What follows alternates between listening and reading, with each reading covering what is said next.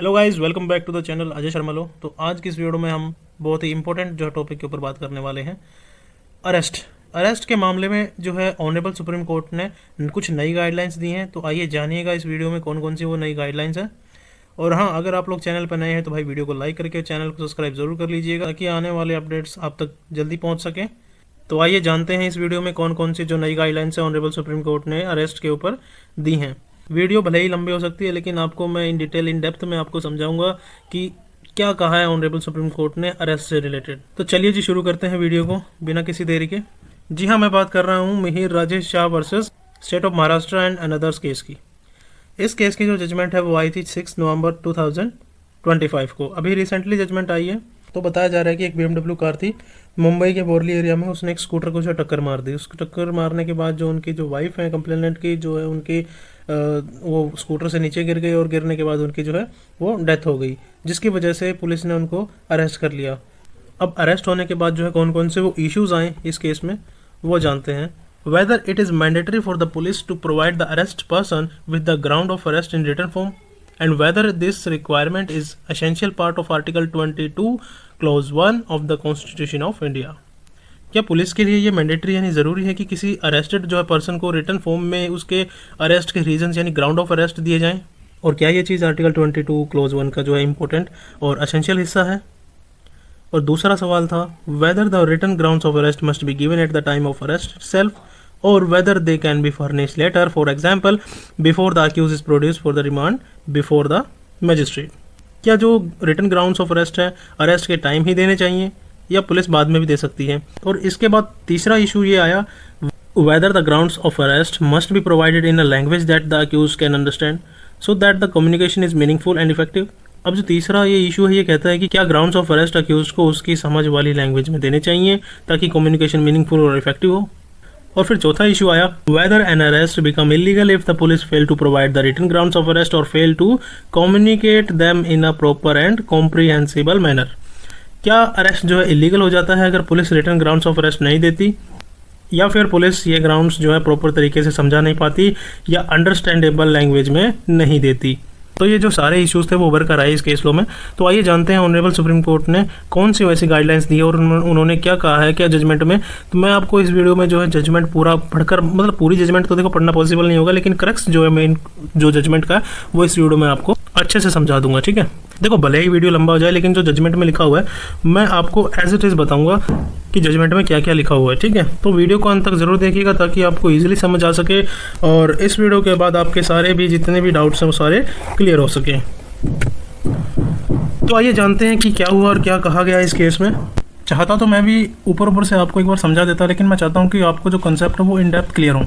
तो इसलिए मैंने जो है आपके लिए जजमेंट के जो भी जजमेंट में एक्चुअली वर्ड लिखे हुए हैं बिल्कुल एज इट इज जो जजमेंट है उसमें से जो मेन क्रक्स है सिर्फ वही आपको समझाने के लिए यहाँ पर लिया हुआ है ताकि आपको इजीली समझ आ सके।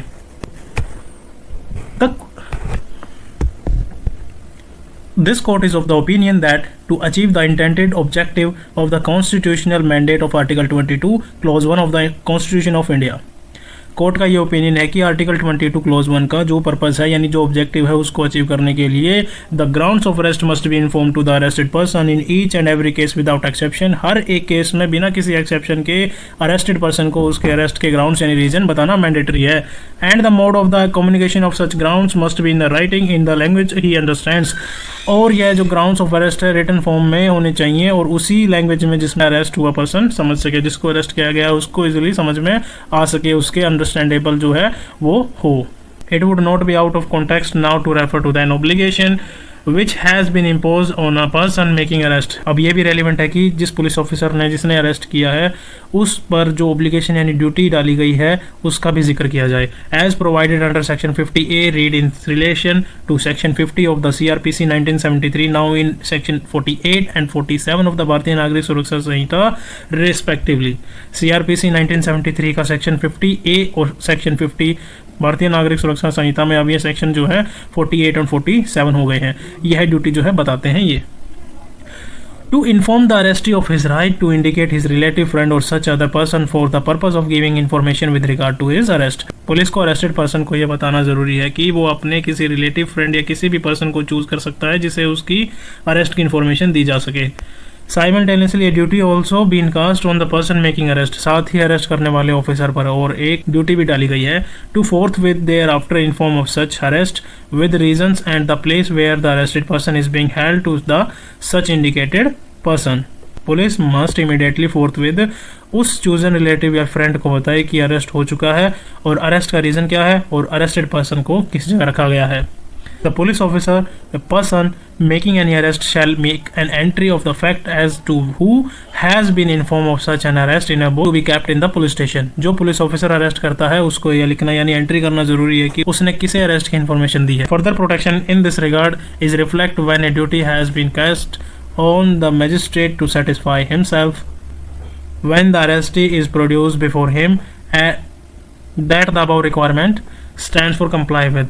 और इस चीज़ का एक्स्ट्रा प्रोटेक्शन ये भी है कि जब अरेस्टेड पर्सन को मजिस्ट्रेट साहब के सामने पेश किया जाए तो मजिस्ट्रेट साहब की ड्यूटी होती है चेक करना क्या पुलिस ऑफिसर ने सच में उसके रिलेटिव या फ्रेंड को इन्फॉर्म किया है, और दूसरा क्या पुलिस ने प्रॉपर प्रोसीजर जो है फॉलो किया है।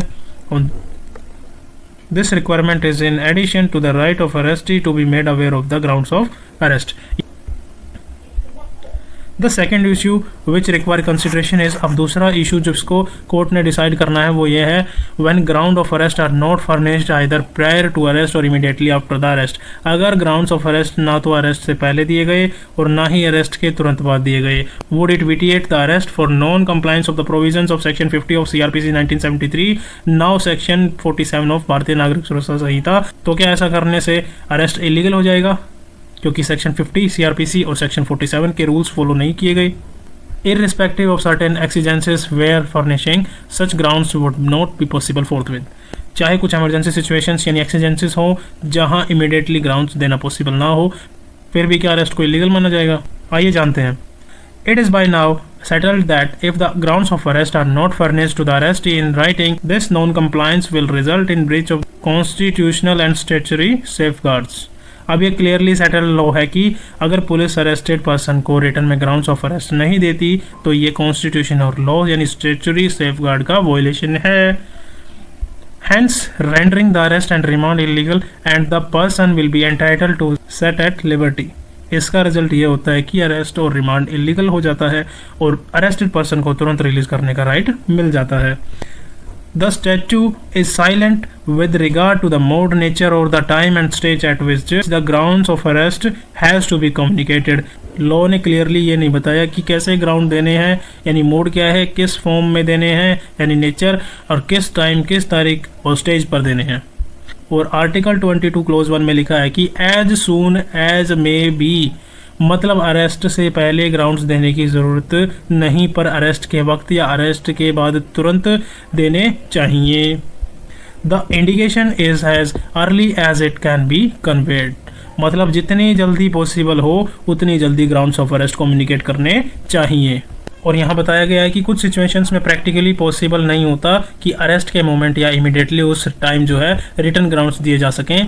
ऐसा भी हो सकता है कि पुलिस ऑफिसर के सामने कोई जो है बड़ा कोग्निजेबल ऑफेंस हो रहा हो और सिचुएशन ऐसी हो कि जो है सस्पेक्ट तुरंत भाग सकता है या और क्राइम जो है कर सकता है। फॉर एग्जाम्पल, अगर पुलिस ऑफिसर के सामने किसी का मर्डर हो रहा हो तो पुलिस ऑफिसर के पास टाइम नहीं होता कि वो अरेस्ट के पहले या अरेस्ट के तुरंत बाद रिटर्न ग्राउंड दे, क्योंकि इमरजेंसी होती है और इमीडिएट एक्शन लेना पड़ता है। अगर हम बहुत स्ट्रिक्ट हो जाएं कि return grounds of arrest arrest से पहले, अरेस्ट के टाइम या इमीडिएटली बाद ही देने हैं, तो इससे पुलिस ऑफिसर अपने ड्यूटीज़ जो है प्रॉपर परफॉर्म नहीं कर पाएगा, उनका काम स्लो हो जाएगा और कभी कभी अरेस्ट करना मुश्किल हो जाएगा। कॉन्स्टिट्यूशनल सेफगार्ड जैसे आर्टिकल 22 के राइट्स बहुत वैल्यूएबल हैं, पर इनका मतलब ऐसा नहीं निकाला जा सकता कि ये सेफगार्ड्स पुलिस के काम में रुकावट बन जाएं। मतलब ये राइट इस तरह इंटरप्रेट नहीं होने चाहिए कि पुलिस अपनी लीगल ड्यूटी ही ना कर पाए। इसीलिए एक जो है प्रॉपर बैलेंस ज़रूरी है, एक तरफ constitutional plus statutory safeguard follow होने चाहिए, जैसे रिटर्न ग्राउंड्स ऑफ अरेस्ट देना। With the effective discharge of lawful statutory law enforcement duties and responsibilities cast upon the state agencies must be struck।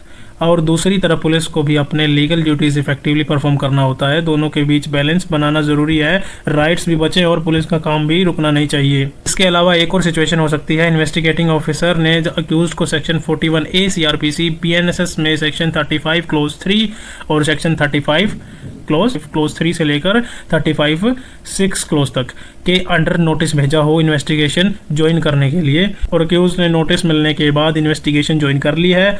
Investigating officer जब available evidence या material को देख लेता है या अक्यूज से इंटरोगेशन कर लेता है तो वो डिसाइड कर सकता है कि अब अक्यूज को अरेस्ट करना जरूरी है फर्दर इन्वेस्टिगेशन के लिए या किसी दूसरे वैलिड रीजन के बेसिस पर। ऐसे केसेस में अक्यूज्ड आईओ की सुपरविजन में ही होता है और अक्यूज्ड भाग जाने का जो है डेंजर नहीं होता है। ये रूल उन केसेस में भी अप्लाई होता है जहां ऑफेंस मेनली डॉक्यूमेंट्स या रिकॉर्ड्स पर बेस्ड होता है, जैसे इकोनॉमिक ऑफेंस। एग्जांपल इसका ले लेते हैं, पीएमएलए केसेस हो गया। इन सब में अक्यूज को अरेस्ट के टाइम ही रिटन ग्राउंड्स ऑफ अरेस्ट देने चाहिए, और जहां अरेस्ट के टाइम रिटन ग्राउंड्स देना पॉसिबल नहीं होता, यानी प्रैक्टिकल जो सिचुएशन होती है, तो पुलिस ऑफिसर के लिए इतना काफ़ी है कि अरेस्ट के time orally grounds of arrest बता दे। बाद में पुलिस को रिटन ग्राउंड्स यानी जो रीजनेबल टाइम के अंदर हैं वो देने ज़रूरी हैं। अब कितना रीजनेबल टाइम है, अब वो तो हमने समझ लिया कि रीजनेबल टाइम के अंदर देने हैं, पर इसके ऊपर एक स्ट्रिक्ट लिमिट ये भी है कि written grounds of arrest magistrate साहब के सामने रिमांड हियरिंग से 2 घंटे पहले तक देने ही देने हैं, इससे ज़्यादा लेट नहीं हो सकता। The remand paper shall contain the grounds of arrest. Police जब रिमांड पेपर्स मजिस्ट्रेट साहब को देती है तो उन पेपर्स में ग्राउंड्स ऑफ अरेस्ट लिखे होने कंपलसरी है। And in case there is a delay in supply thereof, a note indicating a cause for it be included for the information of the magistrate। अगर किसी रीज़न से जो है written grounds देने में डिले होता है तो पुलिस को रिमांड पेपर्स में डिले का रीज़न यानी कॉज भी क्लियरली मेंशन करना होगा ताकि मजिस्ट्रेट साहब को पता चल सके। अब ये हमने देखा कि जजमेंट में सारी की सारी बातें लिखी हुई हैं, लेकिन it is held that the constitutional mandate of the informing arrestee the grounds of arrest is mandatory in all, यानी अरेस्टेड पर्सन को किस वजह से अरेस्ट किया जा रहा है ये बताना कॉन्स्टिट्यूशनल का मैंडेटरी रूल है। ये रूल हर टाइप के ऑफेंस पर अप्लाई होता है, चाहे आईपीसी हो, भारतीय न्याय संहिता हो या कोई स्पेशल एक्ट हो। और जो ग्राउंड्स ऑफ अरेस्ट है वो must be communicated in writing to the arrestee in the language he और शी अंडरस्टैंड। अरेस्ट की वजह लिखित में यानी रिटन फॉर्म में देना ज़रूरी है और वो रीजंस उसी लैंग्वेज में दिए जाने चाहिए, मतलब कि जो अरेस्टी को जो समझ आती हो, यानी जो समझ सकता हो। अगर अरेस्ट के टाइम लिखित ग्राउंड्स देना पॉसिबल नहीं है तो पुलिस ओरली रीजन बता सकती है, लेकिन रिटन जो है कॉपी रीजनेबल टाइम में देनी होगी और मजिस्ट्रेट साहब के सामने रिमांड 2 घंटे पहले तक जरूरी देनी होगी, इससे ज़्यादा डिले नहीं हो सकता। अगर पुलिस इन रूल्स का जो है पालन नहीं करती है तो अरेस्ट जो है इलीगल माना जाएगा, रिमांड भी इलीगल हो जाएगा और पर्सन को तुरंत फ्री किया जा सकता है। So thanks for watching guys, I hope you really enjoy this video. So don't forget to like share and subscribe. आने वाली ऐसी ही इस तरह की जानकारी के लिए अजय शर्मा लो को सब्सक्राइब जरूर कर ले। और मैंने फैमिली कोर्ट एक्ट 1984 और हिंदू मैरिज एक्ट और हमारी जो BNSS यानी भारतीय नागरिक सुरक्षा संहिता की सीरीज चल रही है उसको आप ज्वाइन कर सकते हैं इसी चैनल पर। तो अगर आपने यहाँ तक वीडियो देखी है तो आपको सारी की सारी जो गाइडलाइंस वो ईजिली समझ में आ गई होंगी। तो चलिए जी, मिलते हैं नेक्स्ट वीडियो में। Bye bye.